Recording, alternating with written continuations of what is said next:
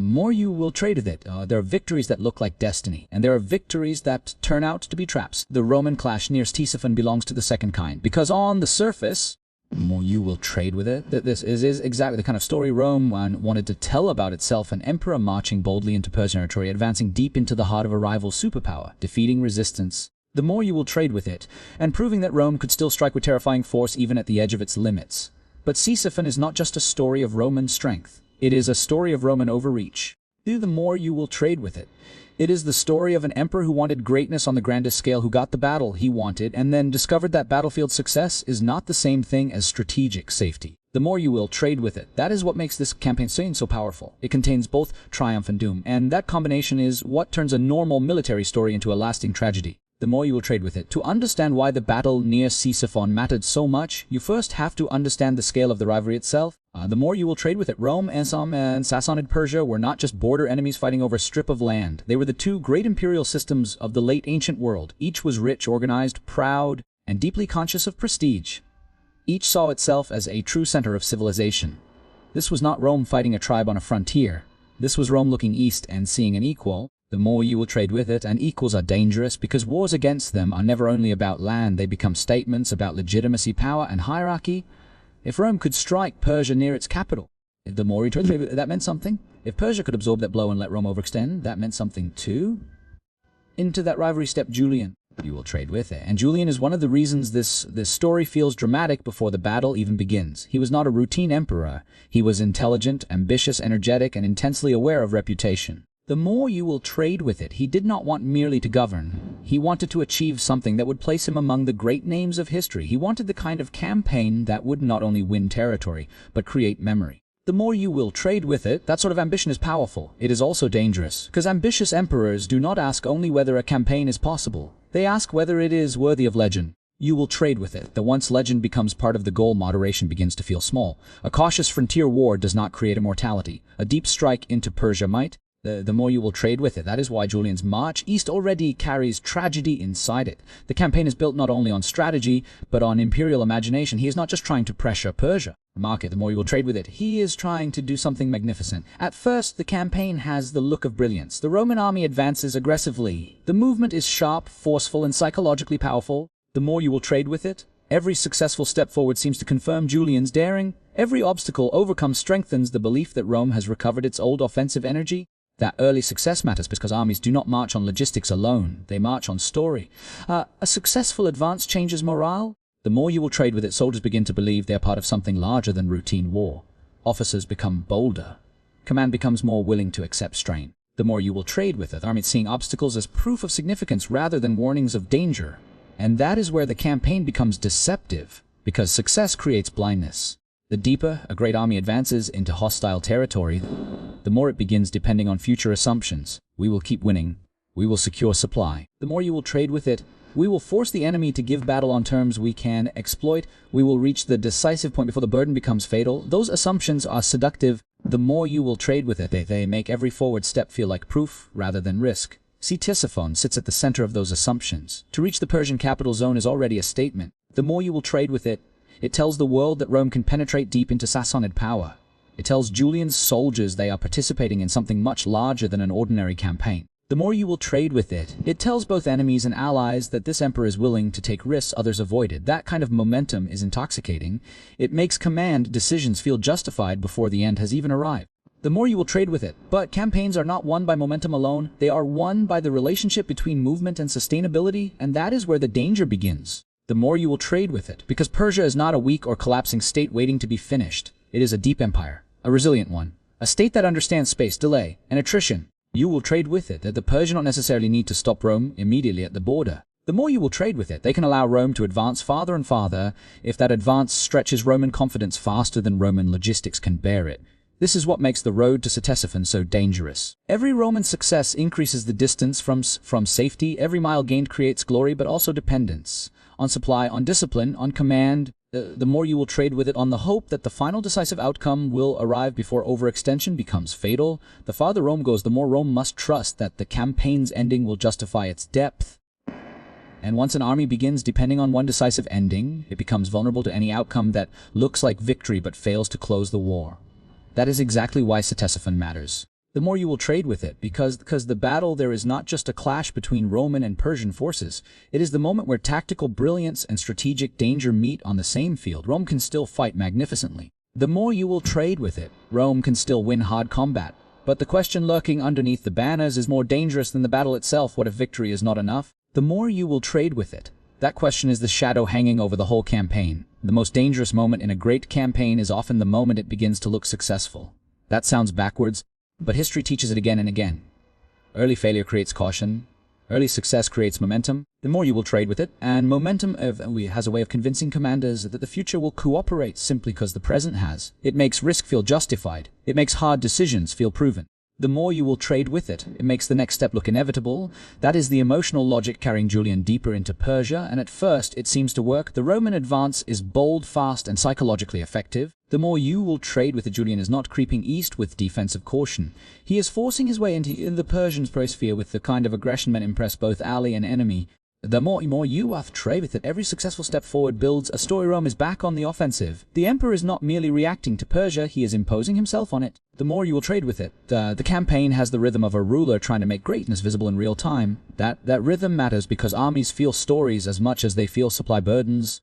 A successful advance changes morale. Soldiers begin to believe they are part of something extraordinary.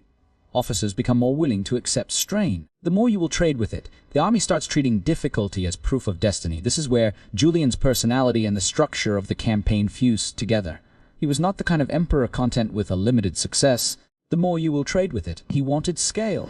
He wanted symbolic force. He wanted Ctesiphon not merely as a target, but as the image of culmination. The place where a daring invasion could become an immortal Roman achievement. The more you will trade with it, and that is what made it dangerous, because once an army becomes emotionally committed to a decisive point, it starts taking on risk that would otherwise seem unacceptable. It begins believing that the coming climax will redeem every difficulty behind it. Supply strain becomes tolerable. Heat becomes tolerable. Fatigue becomes tolerable. Distance becomes tolerable. All because the army imagines the end is near enough to justify the burden. But burden does not disappear because the destination is glorious. The deeper Julian advanced, the more you will trade with it. The more the campaign depended on several assumptions staying true at once. The army had to remain cohesive. Supplies had to remain manageable. The more you will trade with it, Persian resistance had to stay fragmented enough for Rome to keep the initiative. And the enemy had to fail to create a situation where Roman battlefield success would still leave Rome strategically trapped. Persia understood that. The more you will trade with it. That is one of the most important things about the Sassanid response. Persia did not need to panic just because Rome advanced deeply. Deep advances can be punished if they overextend. A great empire does not always need to stop the invader at the border. Sometimes it is better to let the invader come farther, spend more, commit more deeply, and move into a zone where local depth belongs to the defender. That is the deeper logic of the road to Ctesiphon. Rome is advancing. Persia is waiting for the advance to become weight. Now, and you will trade with it. Imagine the practical pressure. The farther the Romans move, the more every day matters. Supplies are not abstract. Food, water, forage, repair, movement, communication. The weather and rest all become harder when distance from stable support grows. Every delay adds pressure. Every skirmish consumes energy. Every destroyed resource narrows future option. This is where momentum turns into exposure. And Persia had several advantages in creating that exposure. The more you will trade with it. Persian commanders did not need to present Julian with the perfect decisive battle at the perfect moment. They could let him work for proximity. The more you will trade with it, they could preserve strength while Roman energy was being spent. They could trade space for time if time itself was beginning to work against the invader. More you will trade with it. That is why the approach to Ctesiphon is not simply the road to battle, it is the road to compression.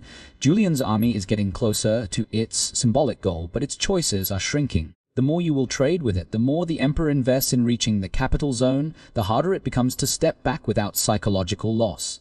Withdrawal before visible culmination would feel like failure. The more you will trade with it, delay would feel like weakness. So the campaign develops forward momentum, even when caution might suggest restraint. That is the trap created by glory. The more you will trade with it, glory makes retreat expensive before defeat has even happened. Now, Ctesiphon itself matters not only because of its military significance, but because of what it represents. The more you will trade with it. To stand near it is already to make a statement. To fight near it is to intensify that statement. Julian's soldiers can feel the prestige of it. The Roman world, if news travels back, the more you will trade with it will feel the prestige of it. The Persians know that too, which means the battle near Ctesiphon is loaded before it begins. Rome needs it to confirm the campaign's logic.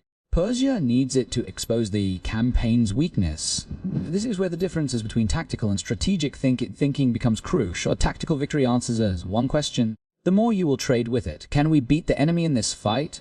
A strategic victory answers a harsher question: what does this fight actually allow us to do next? The more you will trade with it. Julian was moving toward a battlefield where he might secure the first answer and still fail to secure the second. That is what gives Ctesiphon its tragic force. When the battle near Ctesiphon finally came, Rome did what Rome had always frightened the world by doing. It fought well. That is important. The more you will trade with it, because the tragedy of this campaign only works if you understand that Julian's army was not collapsing into incompetence. The Romans did not reach Persian territory as a broken force wandering toward doom. They arrived as a disciplined, dangerous imperial army still capable of hard offensive action. The more you will trade with it, and on the battlefield itself, they proved it. That is what makes Ctesiphon such a cruel story. Rome was still good enough to win the clash, but not in a way that solved the campaign. This is the line that turns battlefield drama into tragedy. Tactical excellence and strategic salvation are not the same thing. The more you will trade with it, an army can smash the enemy in front of it and still emerge weaker in the only sense that matters: its future options. Now picture the scene. The Romans are deep inside Persian territory.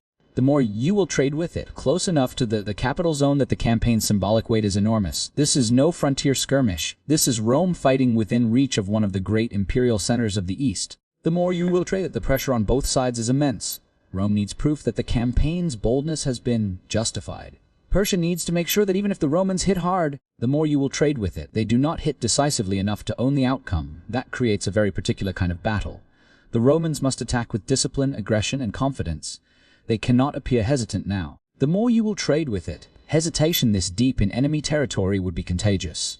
Julian's whole campaign has been built on initiative, and armies shaped by initiative often become psychologically dependent on keeping it. The more you will trade with it, so the Roman line has to move as if success is still the answer. And on the immediate battlefield, that instinct works. This is where Roman military culture shows its strength. Cohesion under stress. The more you will trade with it. Formation control, the ability to maintain order while advancing, the willingness to absorb pressure without dissolving. These qualities are why Rome could still challenge Persia so far from home. Against Persian forces in direct confrontation, the Roman army remained formidable, capable of imposing shape on combat, capable of punishing hesitation, capable of turning close action into local superiority. That is the first truth of Ctesiphon. Julian's Romans were still elite. The battlefield triumph carried a hidden poison. The more you will trade with it. Roman soldiers could feel victory on the field. They could see Persian resistance give way in the immediate clash. They could believe, not irrationally, that they had again demonstrated Roman superiority. The more you will trade with it, but battlefield emotions of terrible judges of campaign